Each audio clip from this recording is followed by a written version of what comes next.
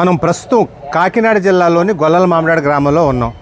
గొల్లల మామిడాడ గ్రామానికి గోపురాల మామిడాడ, అదేవిధంగా అపరభద్రాద్రి అని కూడా పేరు.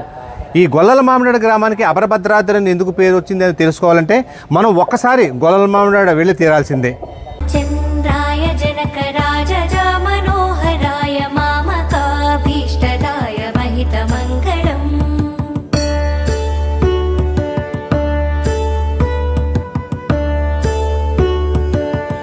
మనం గొల్లల మామిడాడని గోపురాల మామిడాడని ఎందుకన్నాం, అదేవిధంగా అపరభద్రాద్రిని ఎందుకు పిలుస్తున్నాం అనేది మనం మంజునాథాచార్యులు గారితో అడిగి తెలుసుకున్నాం.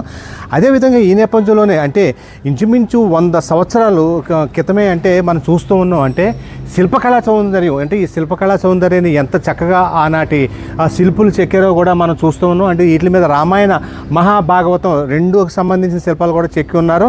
వాటికి సంబంధించి కూడా అసలు ఈ శిల్పకళకు సంబంధించిన ప్రాముఖ్యత ఏంటి, వాటికి సంబంధించి గతంలో ఈ ఎవరైతే ఉన్నారో ఆ పనివాళ్ళ గురించి, ఆ శిల్పుల గురించి కూడా మన మంజునాథాచార్యులు గారితోనే అడిగి తెలుసుకునే ప్రయత్నం చేద్దాం. అర్చకులు మంజునాథాచార్యులు గారు ఉన్నారు, వారిని అడిగి తెలుసుకునే ప్రయత్నం చేద్దాం. నమస్కారం అండి. జై శ్రీమన్నారాయణ.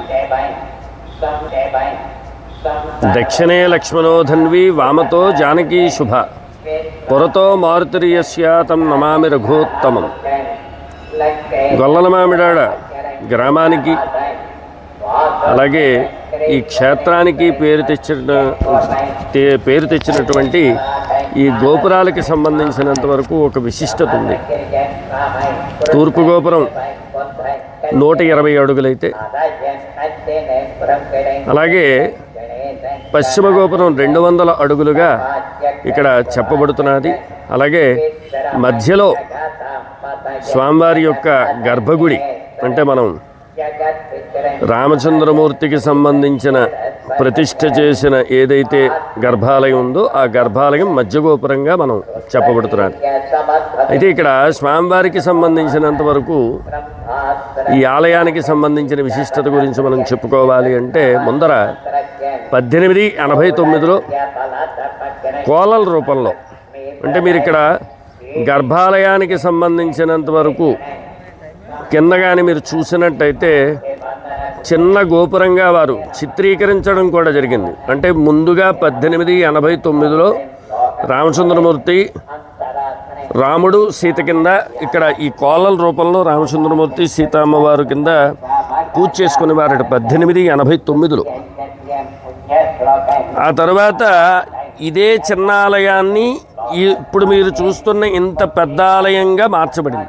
అంటే ఇక్కడ మీకు ఇంకో విశేషం ఏమిటంటే రామచంద్రమూర్తి వారు ఎవరైతే ధర్మకర్తలు ఉన్నారో వాళ్ళు నమ్మారు అనే ఒక విశిష్టంగా చెప్పాలి అంటే ఇక్కడ మనకి ధర్మకర్తల పేరు దగ్గరికి వచ్చేటప్పటికి ద్వారంపూడి సుబ్బిరెడ్డి అలాగే ద్వారంపూడి రామిరెడ్డి, 2 అన్నదమ్ములు వీళ్ళు.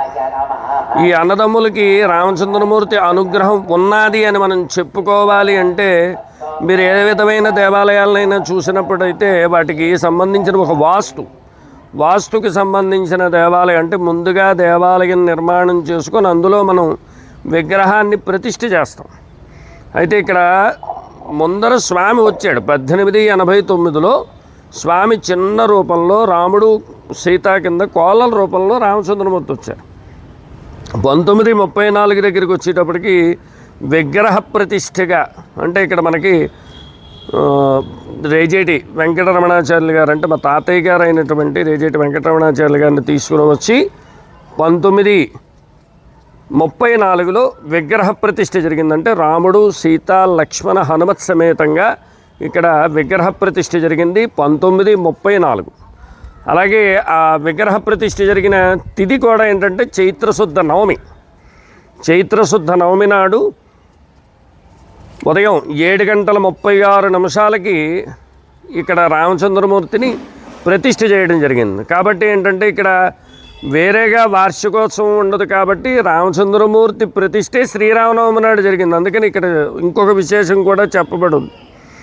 అయితే ఇక్కడ ఏంటంటే 1934 దాని తర్వాత నుంచి వీళ్ళు దేవాలయాన్ని నిర్మాణం చేసుకుంటూ వచ్చారు. ముందుగా ఏంటంటే చిన్న సైజు, మీరు ఇప్పుడు ముందర చూపించినట్టుగా చిన్న గోపురం ఏదైతే ఉందో ఆ గోపురం దగ్గర నుంచి అలాగా అద్దాల మందిరం, ఆ తర్వాత తూర్పు గోపురం వాస్తు ప్రకారంగా తూర్పు గోపురం ఎత్తుగా ఉంటే పశ్చిమ గోపురాన్ని నిర్మించాలి అని చెప్పి వాస్తు సిద్ధాంత ప్రకారంగా ఏదైతే చెప్పబడిందో ఇవన్నీ కూడా నిర్మాణాలన్నీ కూడా ఒక్కొక్కటి కూడా జరిగాయి. 19 దీనికి దానికి కూడా మీకు 6 సంవత్సరాల కాలం పాటు ఉంటుందంటే ఒకటి 1947 అయితే ఇంకొకటి 1956 దగ్గరికి వచ్చేటప్పటికి పశ్చిమ గోపురం. అలాగే 1975 దగ్గరికి వచ్చేటప్పటికి అద్దాల మందిరం అంటే రామచంద్రమూర్తి పవళింపు సేవ ఏదైతే జరుగుతుందో దానికి శ్రీ పుష్పయాగం అని చెప్పి అక్కడ జరుగుతుంది పవళింపు సేవ. జై శ్రీమన్నారాయణ.